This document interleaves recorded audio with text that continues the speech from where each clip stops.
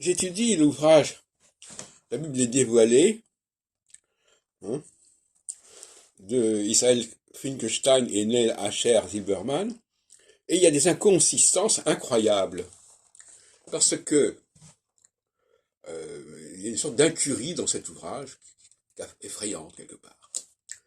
Alors, on nous distingue bien le royaume de Juda et le royaume d'Israël. On nous dit bien même qu'il y a des réfugiés d'Israël, lorsque le royaume d'Israël est détruit, qui se retrouvent dans le royaume de Juda.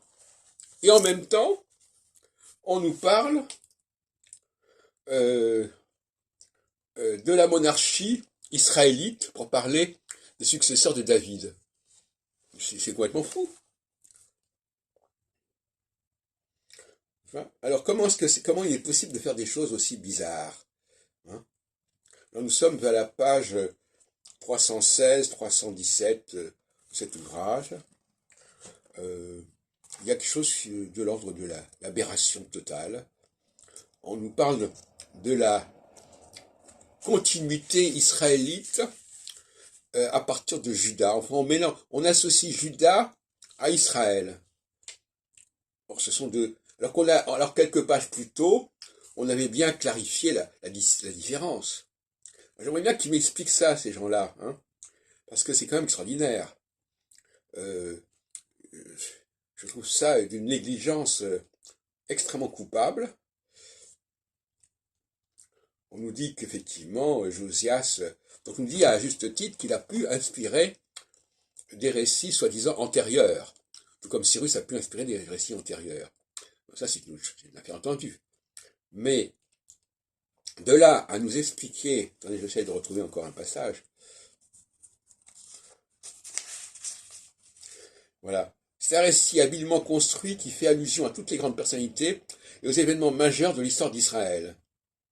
Josias y est implicitement comparé à Moïse, le grand libérateur, le chef de la première Pâque, etc. On lui confère la stature de Josué et de David, les deux grands conquérants. Il suit l'exemple de Salomon, le constructeur du temple de Jérusalem. Alors après, c'est marqué, les fautes du royaume du Nord sont rappelées, puisque Josias détruit l'autel de Jéroboam à Bethel, le centre du culte du royaume d'Israël, qui faisait depuis si longtemps concurrence à Jérusalem. Samarie avec ses hauts lieux et le souvenir. Alors pourquoi est-ce qu'on nous parle de ça? Et puis tout d'un coup, juste après, on nous dit l'histoire tout entière d'Israël est parvenue à un tournant décisif. Enfin, après des siècles d'impiété, Josias s'est levé pour acheter les fautes passées et conduire le peuple d'Israël sur le chemin de la rédemption par l'observance correcte de la loi.